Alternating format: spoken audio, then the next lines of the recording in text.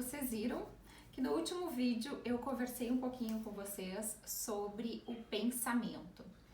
Então eu vou falar para vocês hoje sobre a importância do nosso pensamento. Nós somos os únicos seres pensantes da face da Terra. Olha que maravilha isso.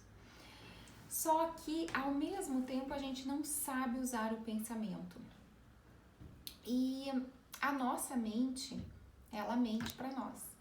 O nosso pensamento, ele é construído a partir da nossa realidade, né? Nós construímos o nosso pensamento a partir daquilo que a gente acredita ser verdadeiro, tá bem? E aí, quando eu perguntei para vocês, o que vocês acham? O nosso pensamento, ele é real ou ele é virtual? O que vocês acham? Né? Alguns responderam então que esse pensamento é real, outros responderam que esse pensamento, acham que o pensamento é virtual. Mas o nosso pensamento realmente ele é virtual, o nosso pensamento não é real.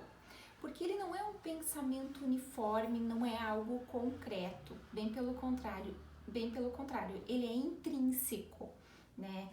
Então ele pertence a cada ser humano de forma diferenciada, né? O pensamento, ele incorpora esse objeto pensado. Ele incorpora a realidade do objeto pensado para cada indivíduo única e exclusivamente. E aí eu vou dar um exemplo para vocês com relação ao pai, por exemplo, que dá uma bronca num filho. Bom, em primeiro lugar, a gente não dá bronca no filho, né? A gente elogia, a gente dá limites, a gente ensina as coisas que são certas. Mas, enfim, aí tem um pai lá que deu uma bronca, que dá uma bronca num filho. Aí o que acontece? Esse pensamento desse pai, ele quer fazer com que esse pensamento seja introduzido nessa criança. Só que as coisas não são assim que funcionam. E esse pensamento, ele é concreto, ele é real, ele é intrínseco desse pai, entendeu? E ele não vai conseguir, então, introjetar esse pensamento, que é dele, único, exclusivo, nessa criança.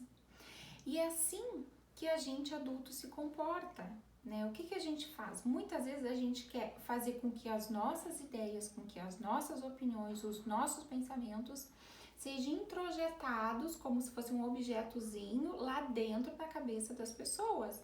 Só que não é assim que funciona. Então, o que acontece? A gente acaba criticando o pensamento dos outros, falando mal dos outros. E não só isso também, muitas vezes quando a gente quer que a nossa opinião realmente seja válida, o que a gente faz? A gente grita com a pessoa, né? A gente aumenta o tom de voz para que nossa ideia, o nosso pensamento realmente seja introjetado dentro da cabeça do outro. Só que não é assim que funciona, porque os pensamentos são únicos, exclusivos e depende da realidade de cada um. Então, o nosso pensamento, o pensamento humano, ele tem uma concretude. Ele incorpora, então, o pensamento, né, esse objeto pensado, essa teoria que cada um cria para si mesmo. E ele incorpora não só isso, mas ele incorpora, né, toda essa cultura, essa realidade onde o ser humano viveu, onde ele construiu a sua própria história, a sua própria experiência.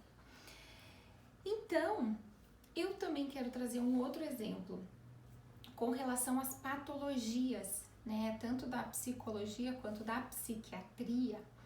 Por exemplo, a depressão, né, que são as pessoas mesmo criam esse pensamento, essa vida, esse sentimento dentro delas mesmos.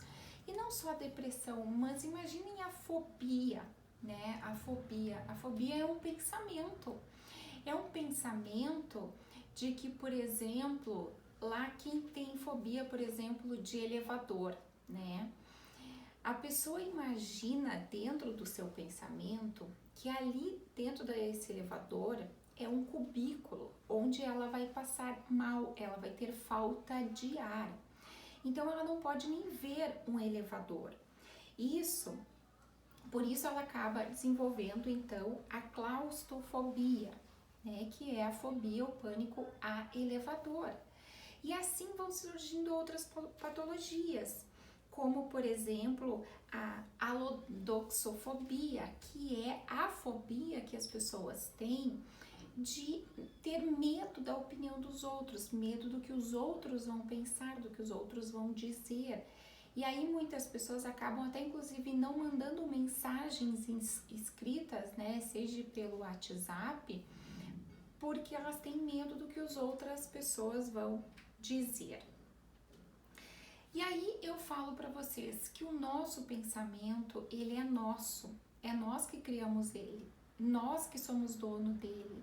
E é só ele que é capaz de nos libertar das nossas fraquezas, dos nossos medos, das nossas fobias. E é só ele também que é capaz de nos tornar livres, livres para sermos e criarmos a nossa própria história, né? Então, nosso pensamento nada mais é do que, ao mesmo tempo que ele nos liberta, ele também é capaz de nos aprisionarmos, fazer com que nós sejamos prisioneiros de nós mesmos, do nosso próprio pensamento. Por isso, da importância de criarmos mentes criativas, né? Mentes que buscam construir a sua própria história, construir o seu desejo de vida e o seu objetivo. Por isso da importância da gente cada vez mais controlar o nosso pensamento, guiar o nosso pensamento e construirmos pensamentos. Tá bem, gente? Então fica a dica aí para vocês. E aí eu quero agradecer, né, a atenção de vocês e peço para que vocês curtam esse vídeo, para que vocês compartilhem aí com os amigos de vocês, com as pessoas que vocês acham que gostariam realmente de assistir a esse vídeo, tá bem, gente? Um grande abraço, ficam com Deus e até o próximo vídeo. Muito obrigada!